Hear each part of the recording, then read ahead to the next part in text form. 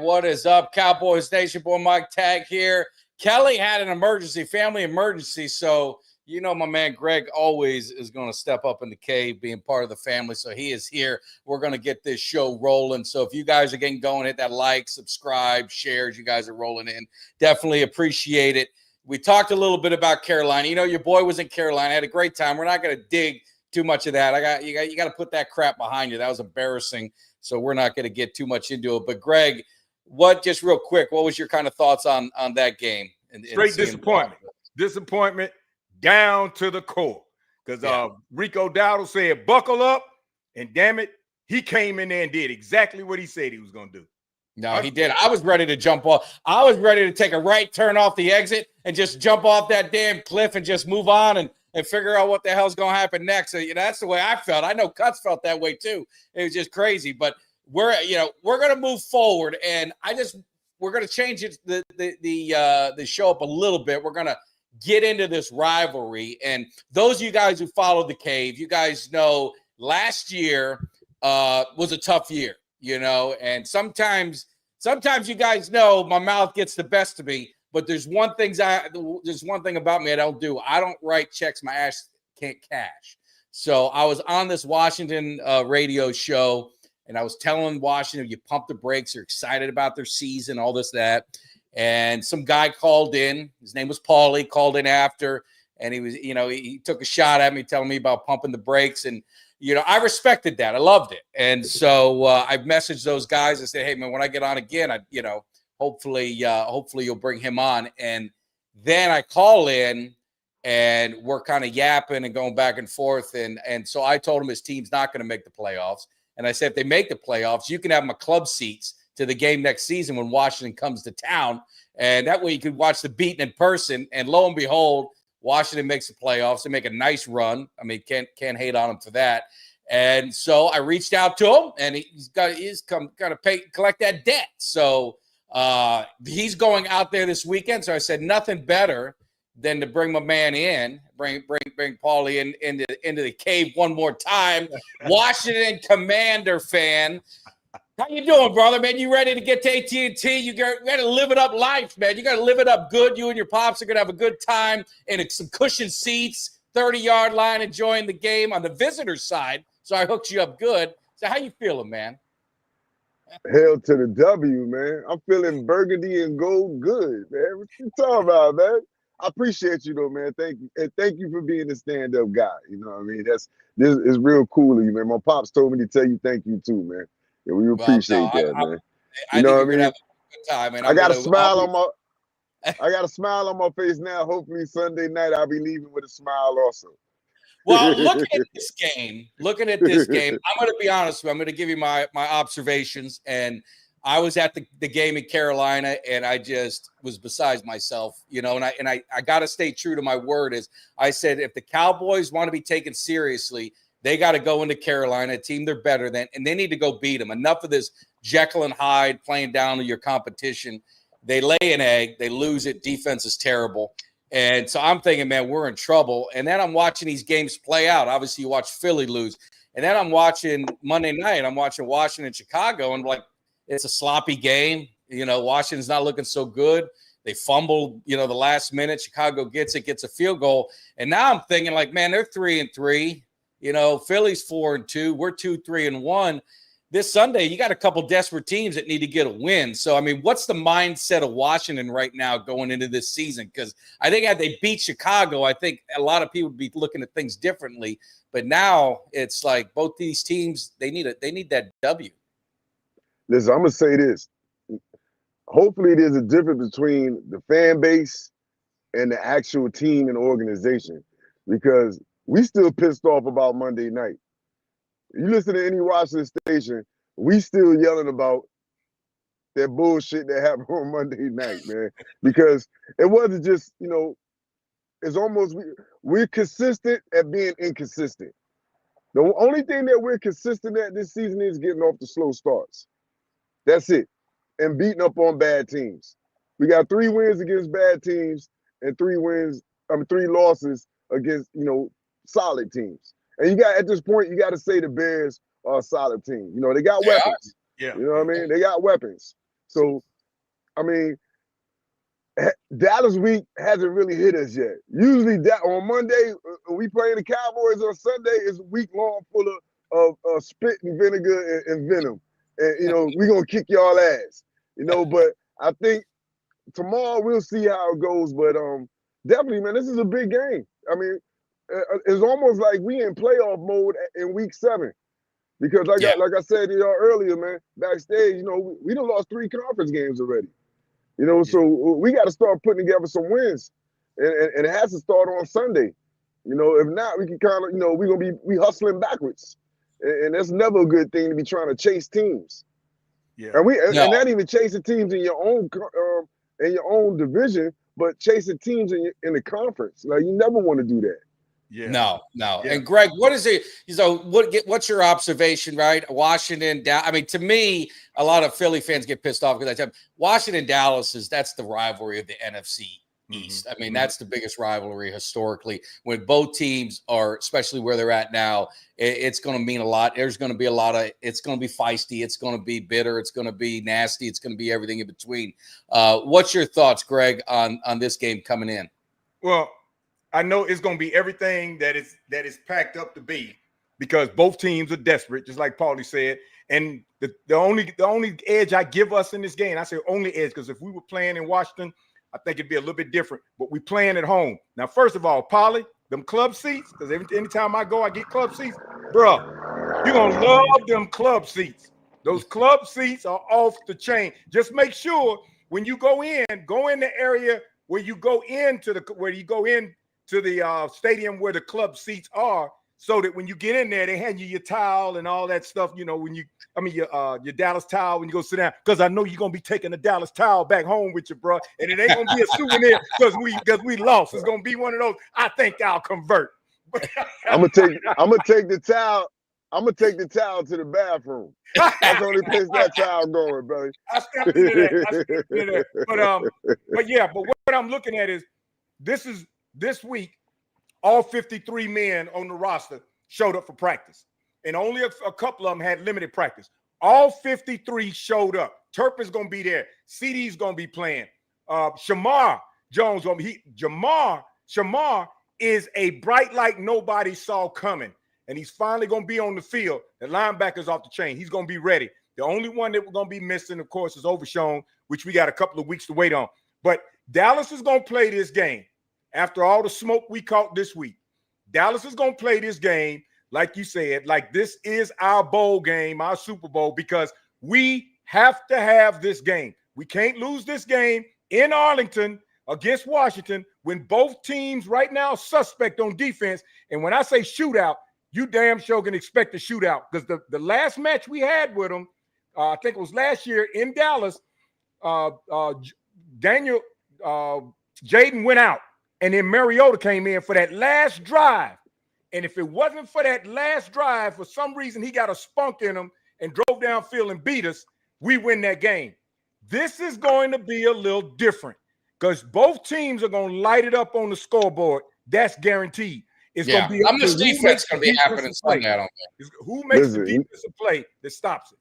Yeah. What do you think about let me ask you, Paul, looking at our offense, I always like to get an outsider's perspective, because some people say I'm a homer sometimes, but look at CD's return and you see what Pickens has done without CD. I think Dak has gotten a comfort level with him. You're getting Turpin.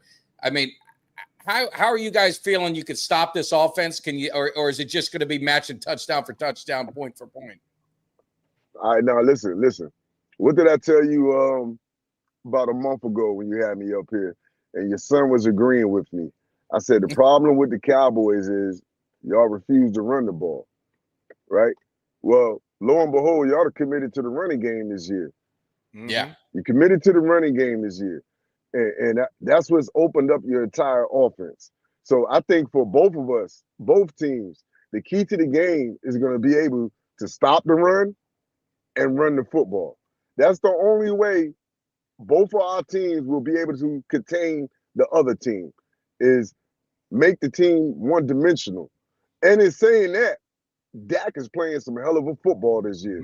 So it's almost like pick your poison with you guys' offense right now. And I said that. I said that about y'all. I said, if y'all run the ball, y'all going to be a dangerous-ass team. Because Dak plays well. I know a lot of y'all fans not really big Dak fans, but I always think Dak is a good quarterback. And at times, he plays at MVP levels. And he's been playing at an MVP level this season.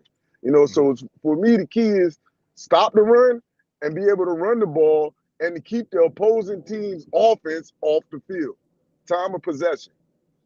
It's kind of like what the Panthers did, the blueprint that the Panthers did. They absolutely annihilated us on the ground, and they stopped our run, and they made us one-dimensional. We still were putting up points, but our defense just can't seem to hold anybody back. So looking at, we're getting CD back, we're getting Turpin back. What is your injury report looking like? McLaurin's been out for a little bit. Is he going to be back this week to give you guys a full complement of your weapons? One thing about this organization, man, they hold things tight to the vest.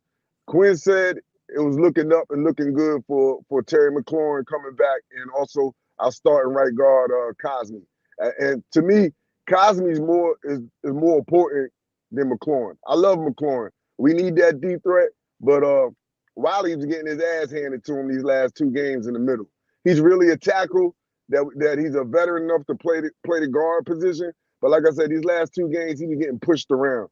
And y'all guys are physical up front. You might not have a good defense, but you got good individual players. And y'all got y'all got a nice size up front. So that's a key for us getting Cosme back in that running game and also protecting Jaden back there. So But see, if y'all get McLaurin back in this game, what it's gonna do to our defense is, as bad as it is right now, it's going to make them have to really scheme, because McLaurin lit us up last year. He was the one that lit us up, and we almost lost the game because of McLaurin. McLaurin, if he plays this game, even if he plays and he's limited because they want him as that decoy, it's going to put in a whole different strain on our defense as it is, because now we got McLaurin and we got your other boy on the other end. I forgot his name, but you got your other dude on the other end, and McLaurin makes everybody have to scheme specifically for him. So if we're scheming specifically for McLaurin, somebody else is going to have freedom most of the game. And our defensive backs right now, we don't know what kind of identity they got. They don't know what identity they got. And Eberflus is going to have to come up with some serious mojo. Yeah, we give the whole offense freedom. What are you talking about? We give everyone freedom. We don't lock nobody down on defense. Well, I'll say this much. You talking about Keno and McLaurin, that doesn't really work for us. Like, your offense, is based around, as far as the passing game go, you're looking for CD when he's healthy. You're looking for CD Lamb first. Then you want to get Pickens involved also. And then he likes to throw to Ferguson also. Our offense is whoever is schemed open. Like Jaden, he'll go to a game and he'll have like completions to 6, 7 different receivers. You know what I mean? Or two, 3 different running backs. So we're not really based on we got to feed Terry the ball. We more based on spreading the love around to everybody on the offense. So that's the one difference between our passing game and you guys' passing game. I mean, Jerry paid a man over $100 million. He's gonna feed him the ball.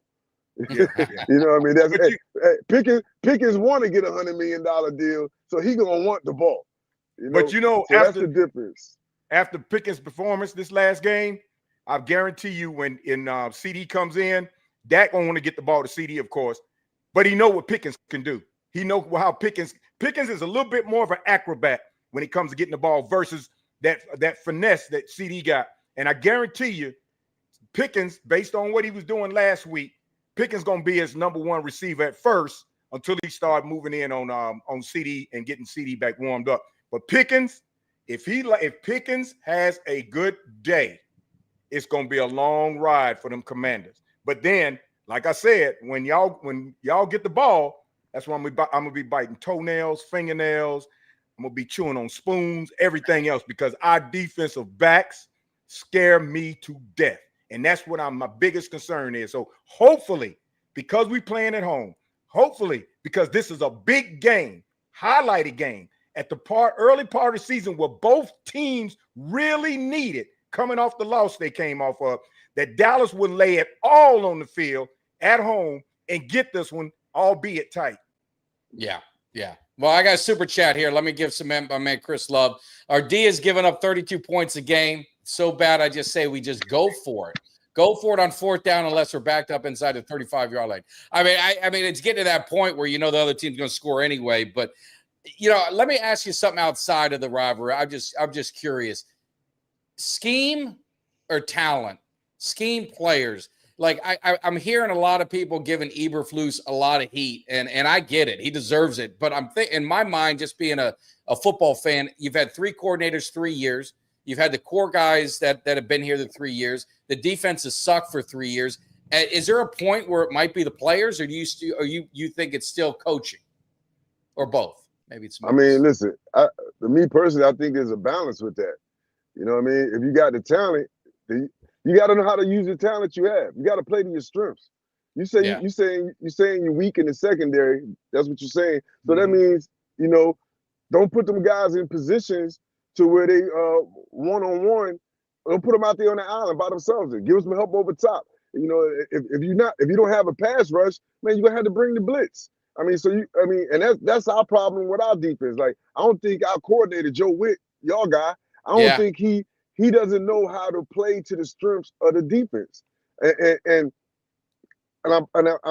everybody sees this. And I'm pretty sure your offensive coordinator sees it too.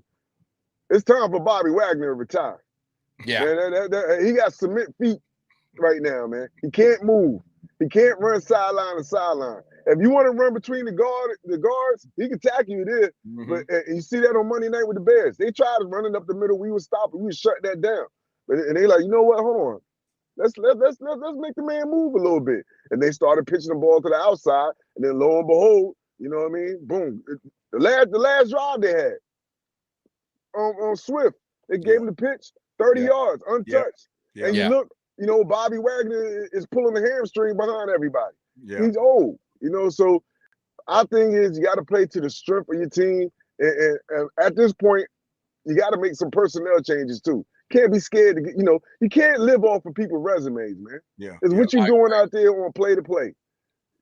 Yeah, it's going to be interesting with the Cowboys because you got Sanborn who's coming back, who he's been terrible. I was going to say we can maybe trade him for Wagner if you guys want, but you got do that to you. Good young linebacker. Are they going to move him off or are they going to let him go? And then you look at Houston. Houston has been a bright spot on our pass rush. And I think he got 9 snaps in Carolina. And I just don't. And they're saying he's a liability against the run, but he had 3 tackles in the game. And they're all against the running back. So I don't know. I mean, I don't know the thought process. But with our defense, you've got to create pressure somehow and just take some risk. And they just are so conservative. That's the part I'll give on coaching. So conservative. You got to take risks, man. You got to. Listen, man. I might just put a mirror up. You know what I mean? Look, we doing the Spider-Man meme. Yeah. And that's the same thing going on with our defense, man. We conservative. It's almost like we playing a preseason vanilla-ass defense. Like, what are we doing out here? I mean, what are we trying to take away from the opposing teams? I only can say it was one game this year that I watched this game. I said, okay, I see what they're doing. And that was the first game against the Giants. They was determined to not let Malik Neighbors beat us. We doubled them all over the field. Outside of that, it's like we playing preseason out there. Like, everything's vanilla. We're not blitzing. We only bring, I mean, it's frustrating as a fan to know or think that you have the answers and these guys are making hundreds of thousands of dollars and is continuously running the same thing out there, play in and play out. Like, come on, man. Like, you do something. I'd rather die by the gun and blitz every down than death by 1,000 cuts. Yeah, but and see, I say that every week because my brothers and I we'll go texting. One of my brothers a Pittsburgh fan, my other brother he's a Buffalo fan, and we text all weekend about, man, how is it we've been watching this game all of our lives? We see stuff that's so obvious that these guys live their profession on, and they haven't made the adjustments. But see, our problem on defense, and this is why what you just said just comes right in the line. I see it every week. Now, first of all, I know Eberflus, like I told you, Mike, he was counting on that big asset of having Micah Parsons, because I know he was drawing up schemes in the bed at night before Michael got cut, and he had no idea what was happening. And he was going to use the talent around Micah to make up for it. I know that. So now, after that sudden vacation, now he's got to turn around and now he's got to make up for it. He doesn't have that number one nucleus player on defense that can replace Michael so he can work the scheme around. So now he's fishing. But if we put enough pressure, even through the blitz, to force any quarterback, and especially this Sunday, Jaden, to get the ball out quicker, it will, like I said last week, it will save our DBs from getting towed down back there when nobody's back there but the wide receiver and the referee, because our safeties and corners, I don't know where they went to, but every time somebody's catching over our head, they're out there by themselves. But if we can put some blitz packages in there that can at least make Jaden get rid of that ball sooner, we won't have to worry about the ball getting back there to our liability. They have to throw it up front. And our linebackers right now are pretty decent. They're pretty decent if you put a little pressure on them. But right now, we don't have that pressure person to get in there to put enough pressure on the quarterback to force him. That, and believe it or not, even though our DBs are trash, you get one player that can put that pressure on that quarterback, it'll make a difference. It'll be a domino effect on our defense and how they can respond. And we don't have that. And I don't think Diggs and Bland are trash. I'll go on record to saying that. I think they're in a bad scene with compared them. to last year. They're not trash. Timid. They're real timid. They're not trash. They're not trash. They're just adjusting to a new defense in life without Michael Parsons. Yeah. You know, timing is everything, especially with Diggs coming back from that knee injury. The light gonna click for Diggs at some point. It's gonna click for him. I just hope it ain't on Sunday. Yeah. Well, hey, late. You're driving. I don't want you getting an accident. I got an accident. We don't want to get no accident. I don't want to get you in an accident. But hey, I'm going to hit you up. I have a couple things I'm going to try and work out for you for the game for you and your dad. Hopefully, one more thing before we go. Before y'all let me go. Yeah. Another big thing is going to be special teams also. Yeah. Y'all probably got the best kick in the league, at least one of them, and the most dangerous kick return in the league. And the kick. We got good cover teams, and we got Baby McCaffrey back there doing a good job on kickoffs too. Yeah, right now, our kicker Gay, he's bipolar, so you know, I'll give y'all the check mark on that. But special teams is gonna be big in this game too, man. Huge. Yeah. Huge. Well, hey, you have a good time, and I'll touch base with you. Appreciate you guys, man. Catch up with you at the game or get a video or something like that with you. So I appreciate it, man. You guys have a safe trip out there. And you enjoy that stadium, man. I'll tell you, for your first time there, you're gonna love it. And for your first time to go there and to be in the club seats, man, that's a privilege. So you're gonna really enjoy it. I just hope you come out of there with a frown on your face. Yeah, absolutely. All right. Take care, brother. Man. I appreciate it. I'll see you, man. Appreciate y'all, man. Hail to the W, baby. Yeah. All right, Paulie. All right, see you. That was cool, man. It was good to get him on there. I messaged him to make sure everything was good, and they'll be out there. So we'll be live. You know, we'll do our pregame. So hopefully, maybe we'll be able to. Maybe I'll try and see to get him on there, get him and his dad on there, all ready to go. You know, Washington out, and Washington shows up well there. Washington does show up good at that game, so he'll have some friends there. But it should be a good rivalry. And guys, I mean, you know, talking about this game, we want to get heavy into the chat with a lot of this stuff, so you guys can kind of share your feelings. And I see we got our Eagle guy in here. I don't know, man. I don't know about the Eagles. One thing I will say about Philly, I don't know if you guys watched or if you've seen it, Greg, the Saquon Barkley documentary. It's on Netflix. I found it, but I didn't watch it because I was watching this other movie. It's excellent. I mean, I was a Barkley fan long before he was with New York because I liked him in college. And it's basically like a diary. He kind of documented like 5 years. And so it's a lot of talking. So then they kind of mesh it all together. And very interesting, the insight into the mind of some of these guys. I mean, he was very loyal to New York. He was done very dirty by New York. Yes. He even told them he was just trying to take a little, he was taking less than what, what the market was, but he just wanted to feel wanted and respected. Yes. And they basically were like, this is what it is. Take it or leave it. We're not trading you. They franchised him, and then they let him. And it's a really good story into the minds where you see some of these players and you wonder, people call these players greedy or whatever else it is. But I mean, these guys got to do what they need to do to secure their future. And a lot of it is respect. A lot of it is respecting what they want. And it kind of makes you think Micah Parsons is in there because they're friends from Penn State, but it gets you a little of the mind of maybe some of the Parsons things where it gets a little personal and maybe feelings got the better of it. We're not going to rehash all that, but it's a good documentary if you guys get a chance to see it. Yeah. And I'm glad. I didn't like the fact that he ended up going to Philly. First, when I heard that he might be leaving the Giants through Hard Knocks, my biggest thing was Giants would be stupid to let him get away in our division. So I figured he'll go to another division. I was like, wow, we're getting rid of Saquon because Saquon is a threat.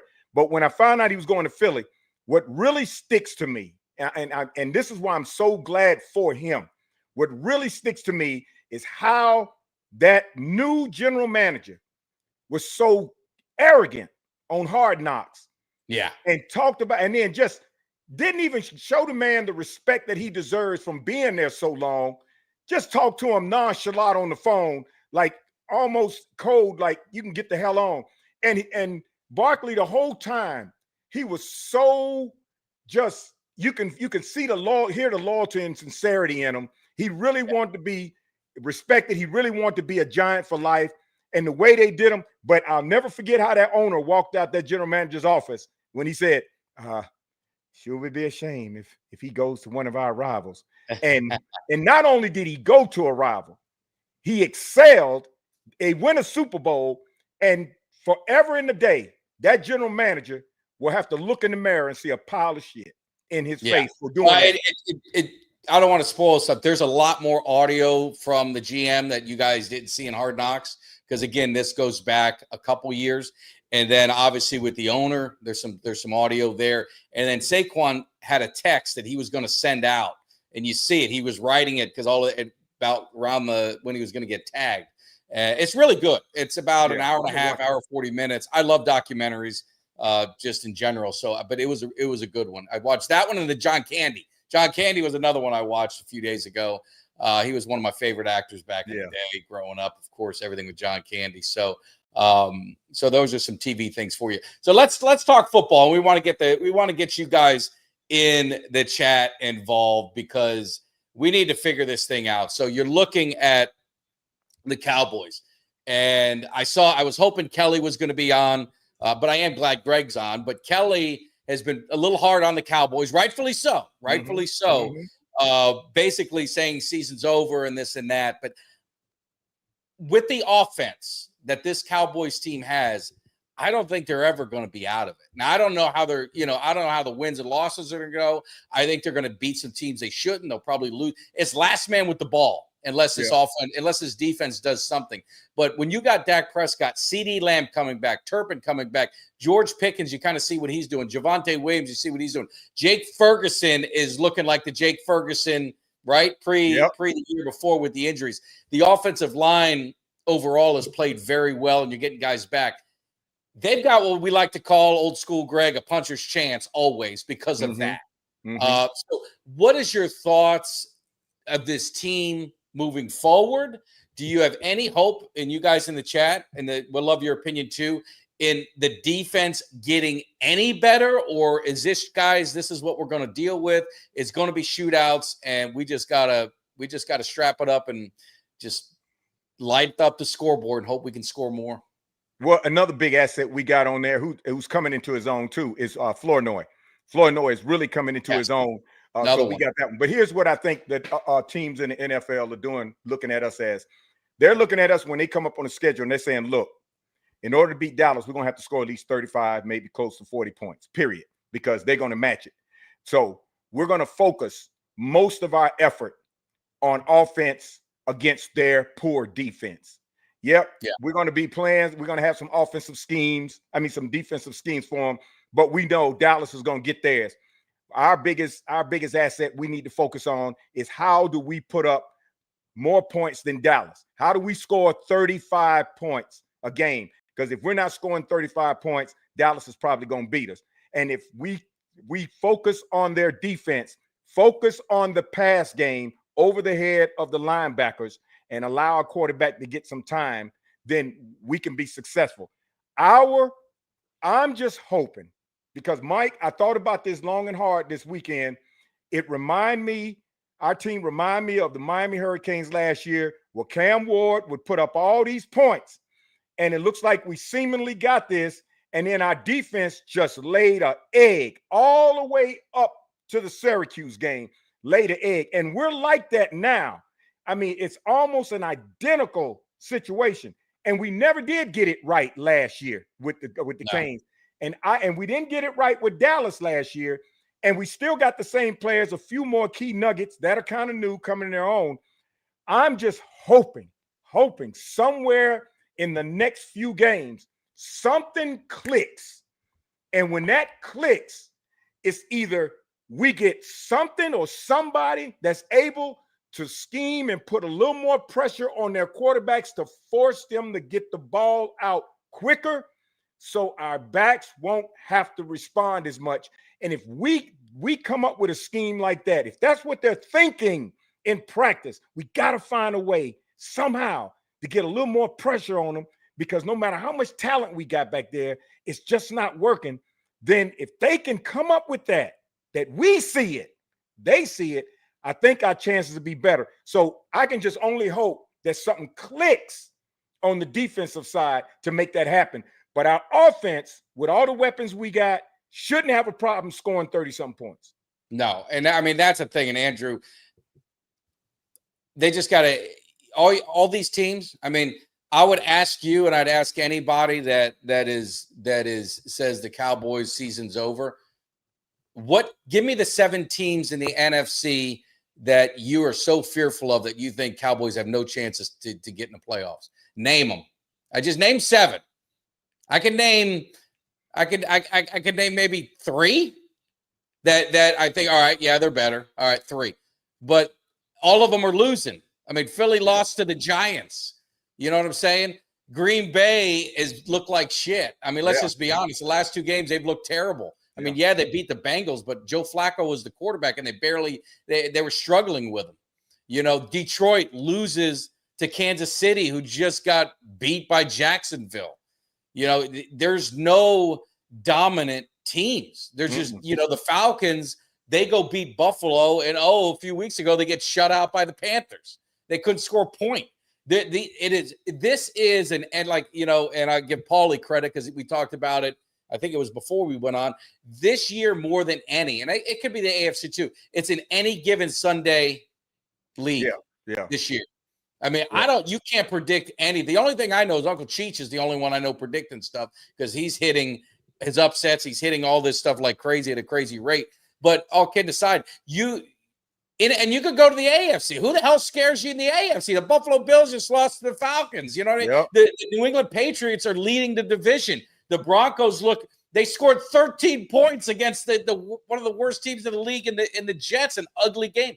You just don't know what you're going to get. It is wide open. So don't ever quit. And it's in my DNA. It's the way I'll never quit on anything until they say you're eliminated. I'm not done. I ain't done. And you just hope the defense maybe figures it out, because the offense is there. We're only 6 games into the season.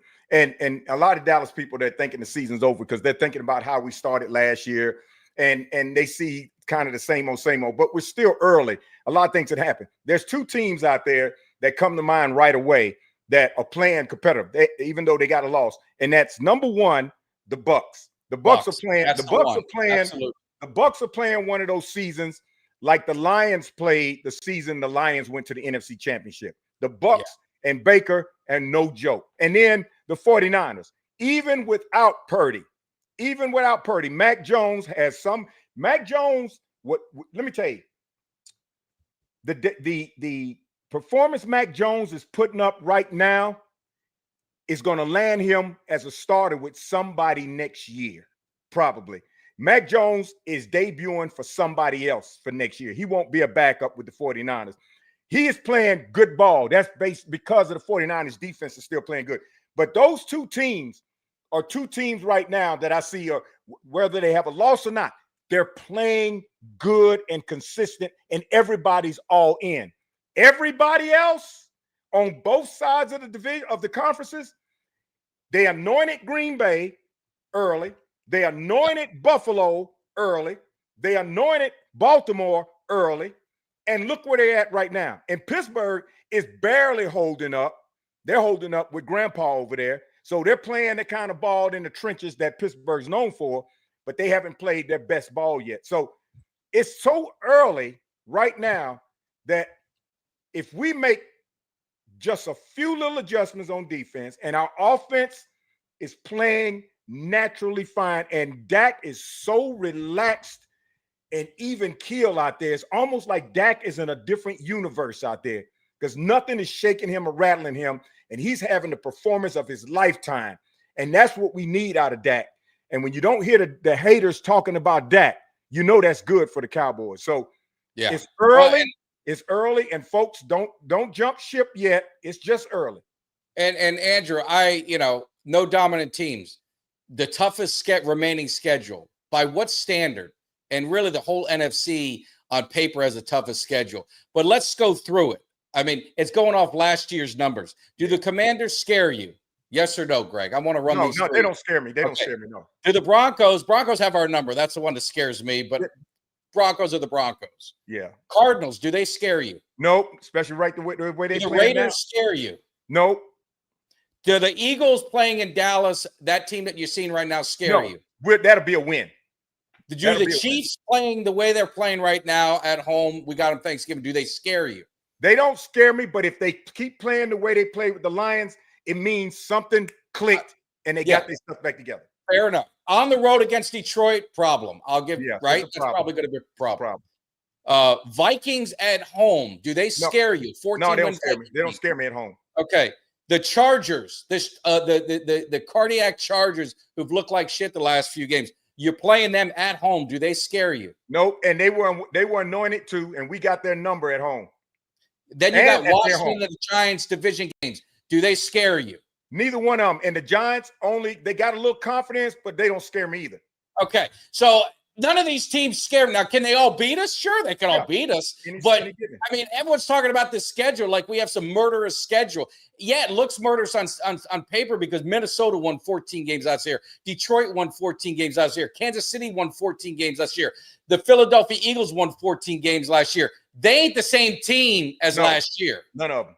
None of them are. And that's why everybody's coming up with that murderous schedule because they're basing it on last season. But if they've been paying attention to this season, every team that the media and everybody anointed, right now, they're right along with us. They are sitting right with us. The only team that seemed to be coming out of it a little bit that they may have gotten it is Kansas City with that performance over the Lions because they dominated the Lions no matter how you look at it. They did.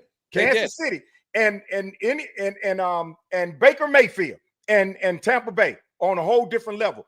Other than that, everybody else is suspect. Everybody is suspect. They're all beatable. They're all, and we're beatable.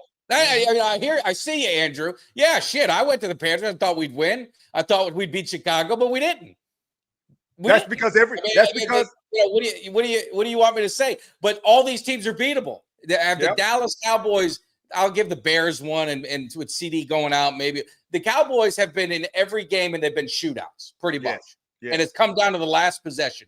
That's what we're going to live with. And the Cowboys are going to win some of those and they're going to lose some of those. But I will go back to Green Bay with Mike McCarthy as head coach. They backed into the playoffs, had to win everything. They go on to win the Super Bowl. The Giants 9-7 go up against a 16-0, then 19-0 New England Patriot team. They go beat them. Not the best team's record and the best teams win the Super Bowl every year. Sometimes it's the hottest team. Sometimes it's a team that's clicking at the right time. So that's what I'm just telling you guys. I mean, you're 6 games in. You're going to throw in the towel. I mean, give me a break. I mean, don't don't quit. I mean, don't be a quitter on the season. Let's play. It's going to play itself out and see where they go. See what happens. And if you remember the Giants, the year they played New England and beat them, they backed into the playoffs as a wild card. Played us at home. All we had to do was win 2 games and out. We win. I mean, we lose. Then they go up to Green Bay in cold weather and beat Favre, and they get there. So anything can happen when the playoffs comes. That's when anything can and will happen. We just need right now, with everybody playing the way they are and the records are the way they are, we just need to win some of these games that we should win, so we can back into that playoff as either a wild card or our division. Because right now, and people and you Philadelphia Eagles fans, you know it because you see it. This is Hurts' 5th OC. And this OC is not Kellen Moore. Kellen Moore was like a wizard on offense in designing offensive plays and schemes. This guy is too vanilla. And right now, we don't know if him and Hurts are joined at the hip. Hurts and Kellen were joined at the hip. But we don't know that about Hurts and this guy. It doesn't seem like that. It doesn't seem like they're both on the same page. And because they're so vanilla, they're not winning like they should. So Philly, our division is up for grabs. Yeah, we're 2-3-1. It's still up for grabs. We're 1 game away from being right under that first place if either one of these other teams win a game. So don't give up so soon because the season just started. We are right there. We just got to go out there and perform. Yeah. I mean, the Cowboy thing for them to do is to beat Washington. Yeah, that's the Cowboy thing to do. The Cowboy thing to do is lose against the Panthers, lose against the Bears, and then go beat Washington. Yeah. And they'll lose to the Broncos because we can never beat the Broncos. I don't think so. You know what? Look, man, I've seen them win since the 90s. I mean, you haven't either. I don't know what think about the games that we lost. Remember Teddy Bridgewater? Yeah. Absolutely, with the no-name receiver just destroyed. I was at that game. Do you remember Zeke and Dak, the 2017 year we opened, was open or second game, whatever it was, and they absolutely just destroyed our team and they weren't supposed to be any good. I don't know what it is with Denver. I don't know if it's just, a curse, but we can't beat Denver, and it drives me insane because my brothers are. And we go to Denver this year. And now, if we and I admit this, if we play them in the deep winter, it's a wrap. It's something about us playing teams in an open stadium. I like it. I like Andrews. They're legit. They scored 13 points against the Jets. Yeah, they're as flawed as every other team. And I really think, because look at the scores that the Broncos been putting up. Their defense is tough, but no, their defense is good. Their defense is tough, but they ain't legit. I think we still won in Denver this year. I really do. I gotta believe it. I gotta see it to believe it because we just haven't beat them since Troy Aikman was the quarterback. So but who's going to be back. Look who's going to be back. We lost to Teddy Bridgewater, man. Overshown. Well, Romo and Peyton had one of the best games that Sunday. Back and forth, and Peyton. We still lost. Yeah, we still lost. But Overshown is going to be back, and I really think that one key player that I'm looking for on defense that Eberflus can build around, that can play the nickel, that can blitz, that can play the linebacker. He's fast, he's big, he's furious, and excited and confident. I think when Overshown comes back, we're going to see a difference in the defense. I just hope it's a little bit sooner that they hold up and we get a few wins before he comes back. But when Overshown comes back, that's going to be a major difference.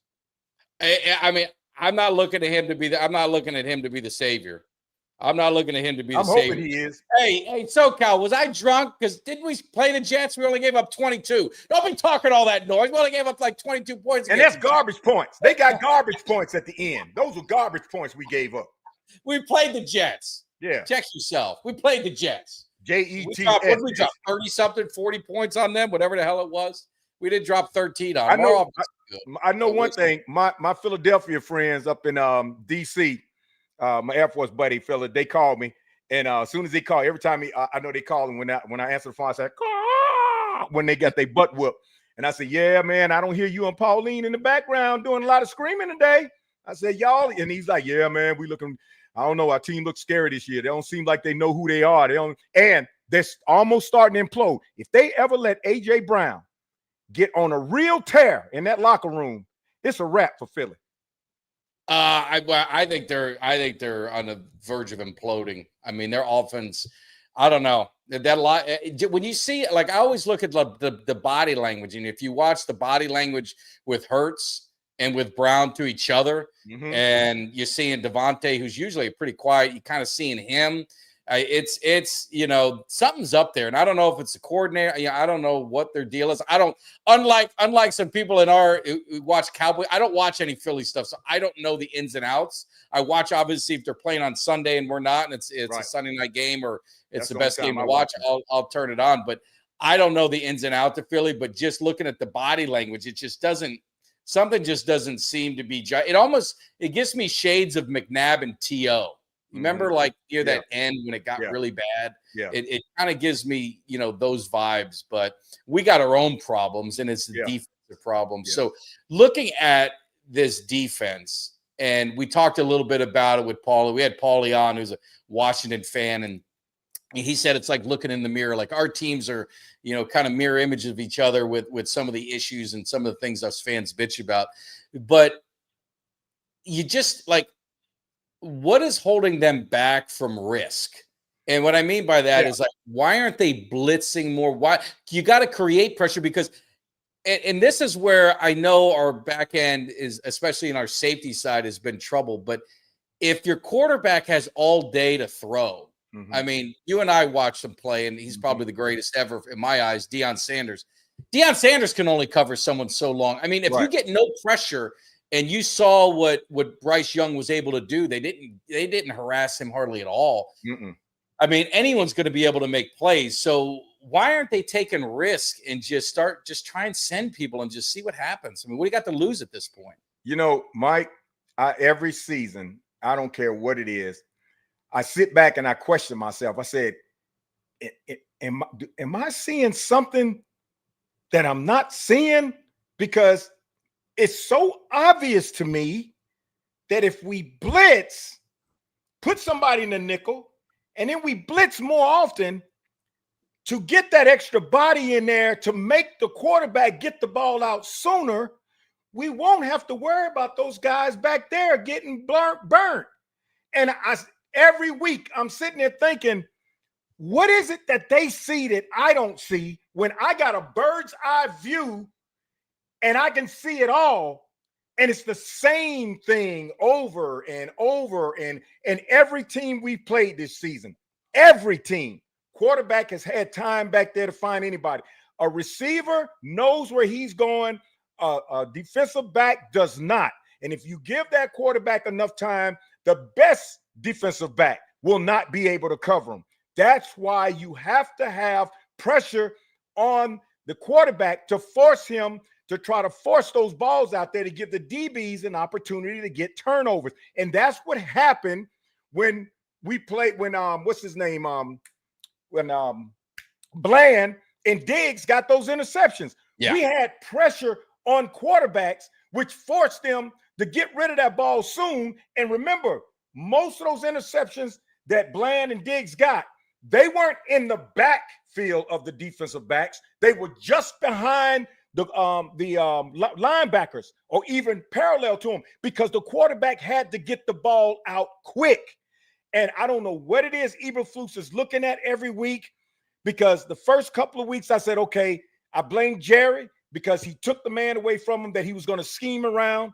But now you've had time, Eberflus, to see that we're constantly getting burnt. And if that Carolina game did not show him that there needs to be a risk taken as far as blitzing or a scheme on that front line, then Eberflus is going to have to take full responsibility from this point forward, and he might have to get replaced. Yeah. And so far, obviously, I was dead wrong on him. I thought I saw what he did in Indy. always had a solid defense, always had a top, level kind of defense.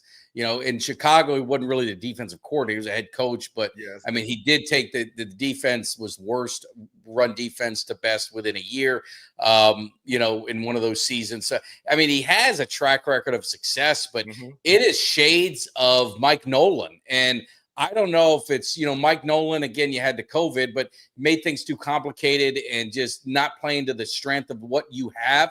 And I think the problem is, in the era of football that you're in, especially in today's age, you have salary, you have cap, you got guys. I mean, you got to almost conform your style to what talent you have, because some of this talent's not going away. You just can't go cut, Diggs, and you just can't go cut Bland or what, you know what I'm saying? There's salary cap implications. So you gotta adjust your style a little bit.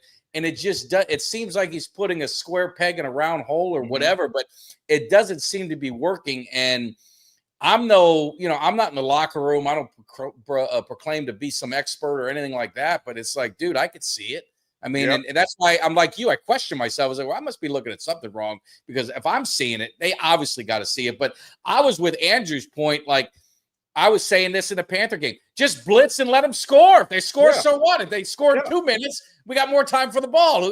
Don't give up a 10-minute drive. Just let them score in 2 minutes, and it gives our offense more chance. So that's where and the pressure that this puts on this offense. That's why I laugh. Like, I see these stupid memes or these stupid comments, and they're like, oh, well, Dak Prescott, he couldn't get it done.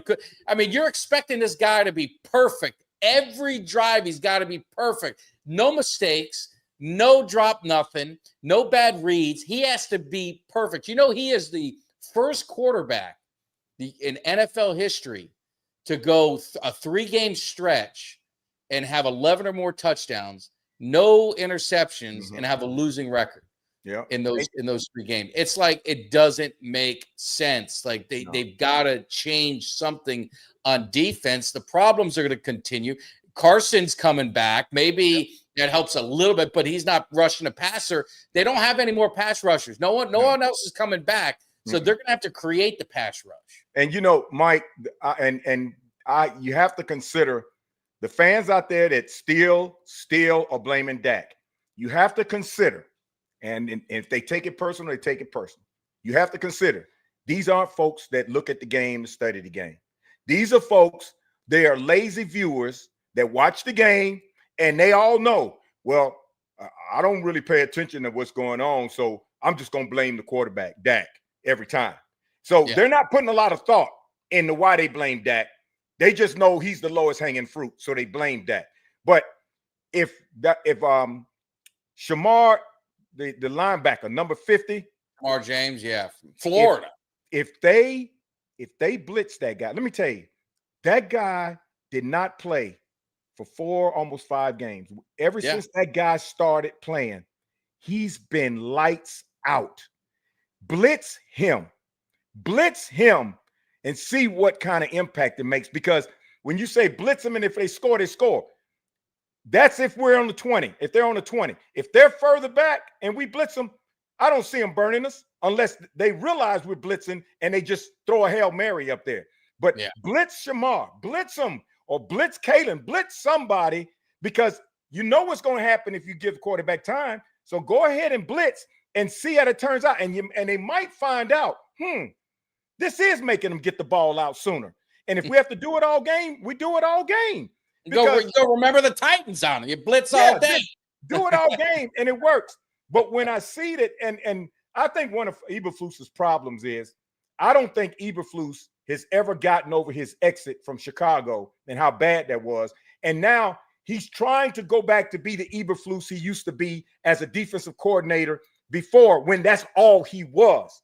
Then he went to the head coaching position, and for those few years he was at Chicago, he kind of lost his edge on keeping up with what defensive coordinators really pay attention to every season. So now his only reference is how he was when he was a defensive coordinator. And those years as a head coach, he's lost the ingenuity that's come into the league that's different now than how it was when he started. So he's using he's going back to old instincts to try to make this defense that way. The game has moved past him since he's been a head coach. And maybe he's just not the defensive coordinator we need. And of course, Jerry went and grabbed the lowest hanging fruit to bring in a defense coordinator. Money was one thing, and somebody he could just bring right back in he thought was familiar, when instead of him doing a real search for a real defensive coordinator to bring somebody in. So he has to take some of the blame too for this, because he's not going out there when it comes to defensive coordinators and really looking at who we really need to take it to a next level. He's just going at the lowest hanging fruit for the dollar and then bringing them in and expecting them to create a miracle. Oh, and by the way, he's going to chop his leg off before the season even starts, and then still expect him to be great. But now Eberflus has to take full responsibility. And Washington is the one who can blitz on. It's 6 games in. At some point, you make the adjustments. I understand, they lost a guy, but he could have been hurt. I mean, the scheme of what he's doing is not fitting well with the personnel they have. No. And the personnel they have is not a strong pass rush, right? It's not. I mean, but if you got a guy like Houston who has 3.5 sacks in very limited play, well, why wouldn't you give him more reps? I mean, or scheme for him, so that he can get those, because he can tell him, look, this is how I got those 3 sacks. Yeah, and he can scheme for it. And one thing I forgot to say is Eberflus is on the verge. He's on the verge of losing the locker room. And when he loses when he loses that defensive side of the team in the locker room, it's a wrap. But it's not even losing the defense. What worries me is offense versus defense. It's like, we're putting up 40 points and still losing. I mean, we're all human. At some point, it's going to be like, well, guys, man, you got to stop somebody. Yeah, And then Dak and them going to be looking every time they score. Dak's going to be looking at, man, I can't, you can't run a train 1,000 miles an hour, 24 days in a row without slowing it down. Something's going to break. And you can't expect our offense to do the same thing and expect them to put all those numbers up, and something's going to break. And just like I refer back to the Hurricanes, they knew that if they played like trash, which they were, Cam was going to put up a bunch of points. But at the end of the day, we put up 45. The other team put up 46. So sooner or later, Cam couldn't, at the end of the season, he just couldn't keep up with it. And Dak's going to be in the same situation. And then they're going to come back on Dak when really you put too much emphasis on Dak and relied too much on Dak to come and put 50 points up every game to win when it's not his fault. Yeah. No, I mean, they're going to have to figure something out. And I don't know if I don't think it's going to get, better overnight. But it'll be interesting to see. So you're getting CD back. We talked about, we started the show kind of talking about Washington. So if you guys joined us late, we're not going to go all the way into it, and then we're going to get into some prediction as we start to wrap up the show. But looking at these two teams and looking how they're paired, they're almost like, the way they're playing is very similar, right? The defense hasn't been great on either side. Dallas's offense has been better than Washington. So that's the edge the Cowboys, to me have, is I think the weapons that the Cowboys have being at home, they should be able to handle a track meet. And with Washington, it's going to obviously come down. It's going to come down to Daniels. Daniels he's playing well. I mean, obviously that fumble didn't help him, but he can run. He's very accurate. I mean, it's going to be. They're going to have their hands full with him if they don't get pressure. Forget it, because if they're going to sit there and they and then he's moving around and they can't contain him, and now he's running all over the place, then it's even going to get uglier. But I think our offense is just going to be able to score. I don't want to say at will, but they should be able to score a lot on this team, especially when I'm watching what Chicago did running the football against them, and I'm thinking about our offensive line and thinking about Williams. And you're getting CD back. So it's really pick your poison. I mean, you can't double them both, and you can't, stack the box. So it's going to be interesting to see how this plays out. Do you think there's any think about that, but do you think there could be any what is the word I'm looking for? But like forcing to get CD involved or forcing to get Pickens involved, because now you've got these two guys that are kind of like your 1 and 1A, the way that, Pickens has played. Is there any concern with you on that? No, because I think the way Dak is playing this year, Dak's not trying to force the ball just to CD, and where he only had that luxury of CD. And CD dropping the ball and not being consistent because they were doubling up on him and frustrating him. Dak knows he has an arsenal. It doesn't Flournoy. You can go down the list. And Turpin's going to be back too. Turpin's going to be back. And Dak is playing so relaxed. He's taking what they give him. So I'm not concerned about him trying to push it to Lamb and making that mistake and not using the weapons we got. Plus, Dak is great for putting us in field goal position.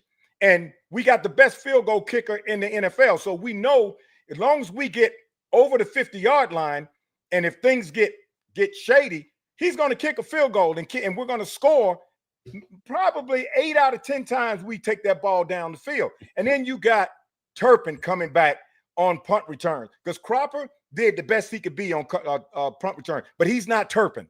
And then you got Turpin coming out the backfield, and man, pray tell they don't put Lamb in the backfield on no more. I don't think that out. But Tyler's coming back. He's coming back on offensive line. So I'm confident about the offense doing their job. I just hope we see something different this week, because Jerry went out there as a used car salesman and tried to sell the world some wolf tickets, knowing, well, our defense is very capable. See, he used that. We're all capable. We're all capable. He used that up word, capable. Everybody's capable. But Jerry, people aren't eating your used car salesman BS in the media anymore. You're saying that because you want to get a cover screen for the big snafu you did by getting rid of Micah, and what you said was going to happen didn't happen. The worst happened. So quit trying to feed the media some capable, like they're idiots. Everybody knows who the idiot is. It's you out there trying to tell somebody you want to sell them a used car for $50,000 that's got 750,000 miles on it and 2 flat tires and a bump and the toe-up bumper. So come on, Jerry, get over that. Well, the good news is Andrew's going to the game with his wife and daughter. Hopefully you guys have a great time. He's never attended a loss. So I'm ready to put all my money on Dallas now. That's all I needed from Andrew. I mean, I feel the same way sometimes. I'm weird. I've been at the 3 of the craziest games for the Cowboys: the Giants, the Panthers, and the Packers. So it's like I got 2 more games I'm going to. I'm going to Arizona. I'm going to Minnesota. So I'm sure they're going to be just as wild as well. So I don't know what the hell's going on, but I feel good. I feel good about it. I feel good about the game. But looking into the predictions, and this is the part we need to get some. And I'm sorry, Greg, I should have had your picture up there, but Kelly had a last minute thing. So if you guys joined late, Kelly's son had some car trouble, and he had to get out there to take care of him. And I know about car trouble. You don't want to deal with car trouble. You want to get that taken care of as soon as possible. You don't want to be climbing out of windows, and you don't want to be pushing up the hill. You don't want to be any of that kind of stuff. So he took care of it. But looking at the prediction, and we definitely want to get you guys in the chat. Let us know what you think this game is going to be. Greg, I'm going to allow you to go first. I will wrap it up with my prediction, and let me know what you're thinking on this game. Give us kind of how it's going to play out in the mind of G-Reg. I really want to say like 42-37, but because of our defense, I'm going to say 37-32. 37-32. Something odd is going to happen, but I'll say 37-32. We win it, but it's going to take everything from our offense. Yeah, I think Hayden's right. Whoever has the ball last, it's going to be one of those games. I think Dallas offense matches very well against Washington, and I think it's the Cowboys. This is the Cowboys' way. They look bad against Carolina. They have not lost back-to-back games, and it's been a little while, I think. But I don't count last year because last year they didn't have their whole team. But they usually bounce back really, really well after a loss. So I think they're going to win, but I think it's going to be Gary kind of, that's what I'm thinking, like 41-38, 45-42. It's going to be a wild game. It's going to be a lot of fun. Now, you and I and everyone's saying this, watch it be like 13-10. It's like, you know, and that'll be the Cowboy way to do it, is to be like 13-10. But I would have felt so much more confident had Washington beat Chicago. And I'm just one of these guys. I hate to play teams coming off a loss, good teams, and I think Washington's a good football team. I hate that, but I watched the game. I watched it closely. I just don't think Washington is that Washington team that you saw last year. I think they're kind of back. They're not getting up those breaks that they got last year, are kind of going against them this year. But I like Jaden Daniels. I think Jaden Daniels is a really good quarterback. Warren is he's had some big games. He's had bad games against us, but he's had some big games too. But I don't know if they have the horses. I just don't know. And if we can, if we allow their running back to do what Rico did, then we're in trouble. But we're in trouble. Hopeful it'll be better. But I think it'll be a shootout. Yeah. And it looks like most of our Cowboy fans, except for Andrew, who's going to the game. I don't understand Andrew. He just told me that they never lose, and he's got us losing. He's already feeling bad. Well, save your money and go watch the game on TV. I don't want you ruining the streak. Yeah. No chance. And the only two players that I'm fearing for Washington that I'm gonna be watching close is Jaden Daniels and Deebo Samuels. Deebo's another one. Because Deebo's a freight train.